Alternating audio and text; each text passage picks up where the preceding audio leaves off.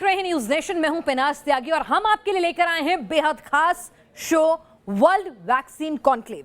Corona vaccine पर हर सवाल का जवाब आज आप इस शो के जरिए देख सकते हैं। कौन सी वैक्सीन सबसे कारगर होगी, किस देश की वैक्सीन सबसे कारगर होगी, हिंदुस्तान में कब तक मिलेगी, कितनी डोज लगवानी होगी, तमाम सवालों के जवाब मिलेंगे उन डॉक्टर से जहां वैक्सीन बन रही है। वहां के डॉक्टर्स सीधे लाइव हमारे साथ जुड़ेंगे। रूस, अमेरिका, ब्रिटेन के डॉक्टर होंगे, हमारे साथ हिंदुस्तान के भी डॉक्टर होंगे जो बताएंगे यहां कब तक वैक्सीन पहुंचेगी। कोरोना वैक्सीन पर इंटरनेशनल कवरेज देखिए न्यूज नेशन पर। बड़े डॉक्टर से सुनिए वैक्सीन का अपडेट और कोरोना के खात्मे का काउंटडाउन।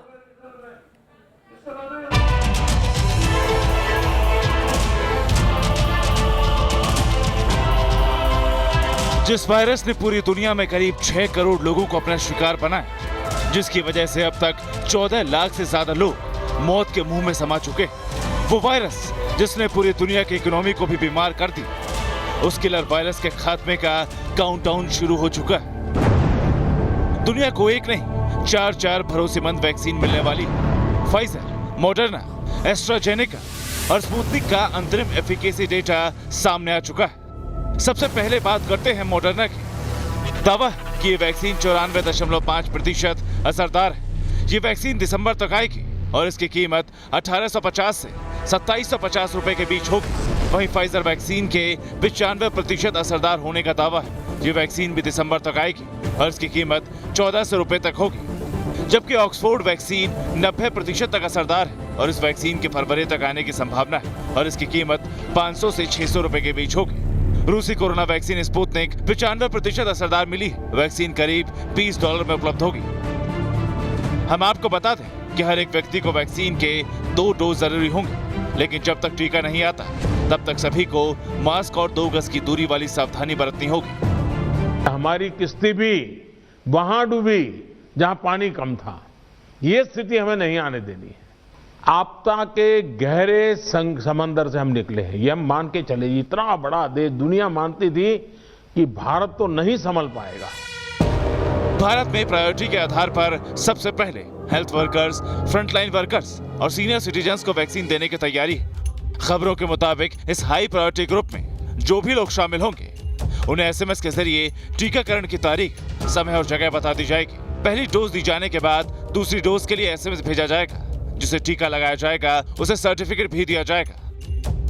जाहिर है साल 2021 के शुरुआती महीनों में भारत के पास भी वो हथियार आ जाएंगे जिसके जरिए कोरोना वायरस से मुकाबला किया जा सकेगा। मगर कोरोना का कौन सा टीका बेहतर है, भारत के लिहाज से कौन सी वैक्सीन ज्यादा कारगर होगी, ये वैक्सीन कैसे काम करेगी, क्या इसके कोई साइड इफेक्ट भी होंगे? आज इन सवालों का जवाब आपको न्यूज नेशन पर वर्ल्ड वैक्सीन कॉन्क्लेव में मिलेगा, जहां रूस, अमेरिका और ब्रिटेन जैसे उन बड़े देशों के बड़े डॉक्टर वैक्सीन पर भी सवालों का जवाब देंगे जहां ये वैक्सीन तैयार की जा रही है। Team news nation. तो हमारे वर्ल्ड वैक्सीन कॉन्क्लेव में हर उस देश से डॉक्टर्स जुड़ रहे हैं जहां पर वैक्सीन बन रही है और बेहद कारगर स्टेज पर पहुंच चुकी है। हमारे साथ डॉक्टर नरेंद्र कुमार लंदन से लाइव जुड़ेंगे, डॉक्टर संपत शिवांगी हमारे साथ वॉशिंगटन से होंगी, डॉक्टर मनीष वगासी हमारे साथ मॉस्को से जुड़ रहे हैं और डॉक्टर रवि मलिक हमारे साथ दिल्ली से हैं। डॉक्टर मनीष, सबसे पहले मैं आपसे सवाल पूछना चाहूंगी क्योंकि मॉस्को की जो वैक्सीन थी आई सबसे पहले, लेकिन उस पर भरोसा करने में सबने हिचकिचाहट दिखाई। ऐसा क्यों? और एक बार फिर इस वैक्सीन में दम भरा जा रहा है कि ये वैक्सीन जो है इसका जो सक्सेस रेट है वो काफी अच्छा निकल कर आ रहा है, लेकिन फिर भी इसको वर्ल्ड वाइड एक्नॉलेजमेंट क्यों नहीं मिल रहा है? देखिए, जहां तक स्पुतनिक 5 की बात है, नमस्कार first of all miss Shahnaz and other panelists here in the conclave and to the viewers. जहां तक भरोसे की बात है स्पुतनिक 5 पे, मैं आपको बता दूं कि ये जो वैक्सीन बना है 2 डबल वेक्टर एडेनोवायरस के जो 2 वेक्टर है, डिफरेंट वेक्टर्स, उसके बेस पे ये वैक्सीन बना हुआ है। इसका जो एफिकेसी अभी जो लेटेस्ट इसका एनालिसिस हुआ था क्लिनिकल ट्रायल्स का, उसमें मोर देन 95% पाया गया हुआ है। बट जो वेस्टर्न मीडिया है इसके अगेंस्ट काफी कुछ ऐसे सवाल उठाते हैं कि इसका एफिकेसी कैसा रहेगा, क्योंकि रशिया ने अभी तक क्लिनिकल डेटा प्रोवाइड नहीं किए हैं जो कि बाकी फाइजर और मॉडर्ना वैक्सीन लोगों ने जो किया हुआ है। बट मैं आपको बता दूं कि रशिया का जो साइंस है वायरोलॉजी में वो बहुत एडवांस है और आज की डेट में नहीं, बहुत पुराने टाइम से है। और जो ये इंस्टीट्यूट है गामिलिया रिसर्च इंस्टीट्यूट, जो नेशनल रिसर्च इंस्टीट्यूट है, उन्होंने जब एबोला का अफ्रीकन कंट्रीज में जब जो वैक्सीन बनाया गया था, वो बहुत ही सबसे most of the successful vaccine में से एक था वो, और वो भी सेम वेक्टर बेस पे प्लेटफॉर्म पे बनाया गया था। तो ये तो सवाल है ही नहीं कि रशियन वैक्सीन से कितनी सक्सेसफुल होगी या नहीं होगी, उसमें तो कोई डाउट है ही नहीं। और मेडिकल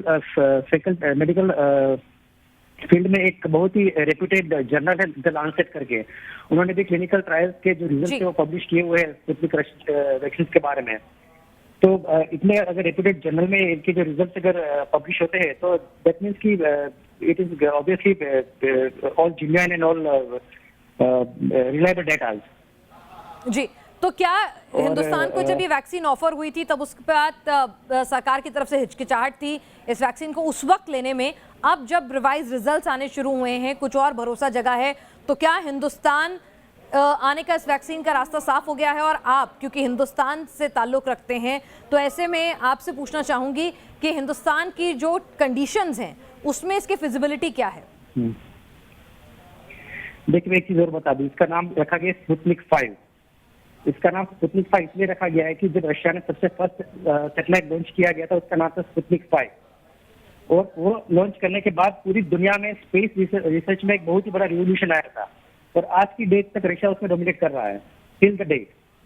तो जब रशिया ने ये वैक्सीन सबसे पहले दुनिया में लॉन्च किया था, अगस्त में जब पहली बार रजिस्ट्रेशन हुआ, the very first vaccine to be registered in the world was Sputnik 5।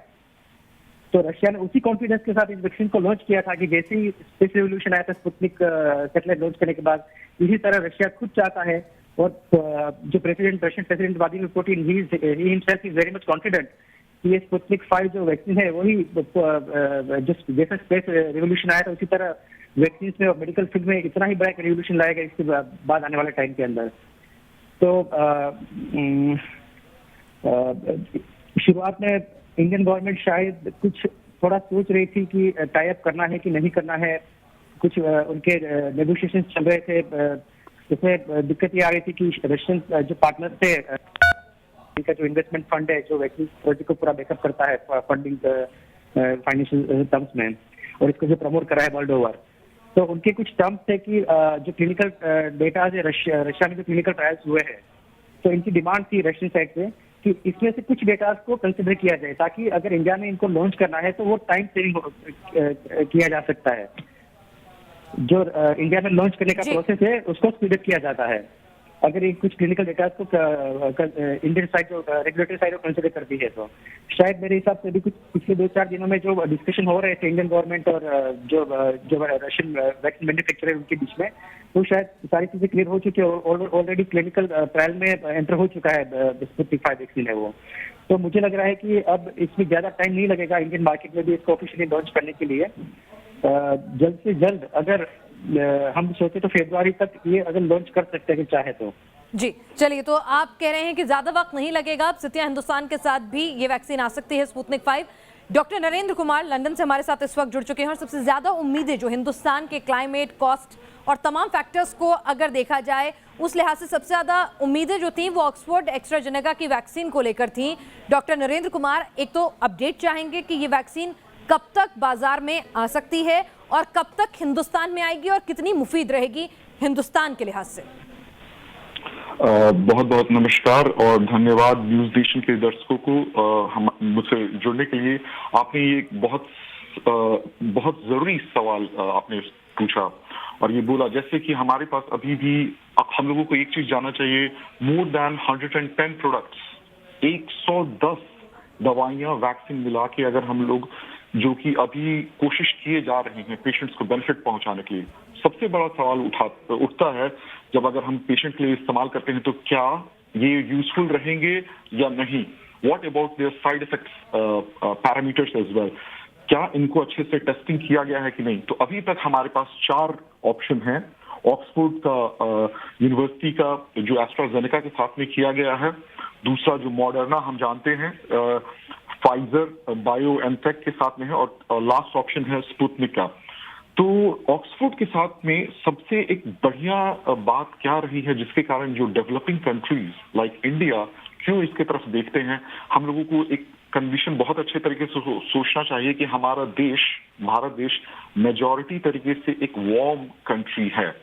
तो वहां पे जो कहते हैं एंड स्टेज तक क्या वो वैक्सीन सेफली डिलीवर किया जा सकता है कि नहीं, और उसी में ये प्रॉब्लम आती है। फॉर एग्जांपल फाइजर के लिए बोला जा रहा है कि -70 डिग्री तक वो फ्रोजन उतना में होना चाहिए, दिक्कत उसकी ये होती है। फिर इसी तरह मॉडर्ना के लिए -20 डिग्री, तो हम लोग नॉर्मल रेफ्रिजरेंट टेम्परेचर हम लोग एक्सपेक्ट कर सकते हैं इंडिया में, मगर जब इतना लोअर हम लोग सोचते हैं तो वहीं पे दिक्कत होती है। स्पुतनिक के साथ और एक और दिक्कत क्या हो रही है कि जो क्लिनिकल डेटा है बहुत ज्यादा वाइड नहीं है, और वहीं पे हमारा एडवांटेज आता है ऑक्सफोर्ड यूनिवर्सिटी के वैक्सीन का। तो ये freezing temperature just normal fridge के टेम्परेचर -2 to -8 डिग्री पे आराम से ट्रांसपोर्ट कर सकते हैं। दूसरी अच्छी बात क्या है कि इसकी जो इस्तेमाल करने की विधि भी है वो भी काफी अच्छी है, और जो क्लिनिकल डेटा सबसे काफी नजदीक में आया है। तो क्लिनिकल डेटा हो, कॉस्ट इफेक्टिव हो और भारत के लिहाज से मुफीद हो, तो ये वैक्सीन आपको मुफीद नजर आती है। डॉक्टर रवि मलिक, आपने दोनों को सुना और तमाम जो दूसरी कंपनीज वैक्सीन बना रही हैं उसके बारे में भी हर अपडेट आपके पास होगा। हिंदुस्तान के लिहाज से आपको सबसे ज्यादा उम्मीद किस वैक्सीन से नजर आती है, क्यों, और कब तक, अगर बतौर डॉक्टर मैं आपसे समझने की कोशिश करूं कि कब तक एक आम हिंदुस्तानी उम्मीद कर सकता है कि उसे वैक्सीन लग सकती है या बाजार में उपलब्ध हो सकती है?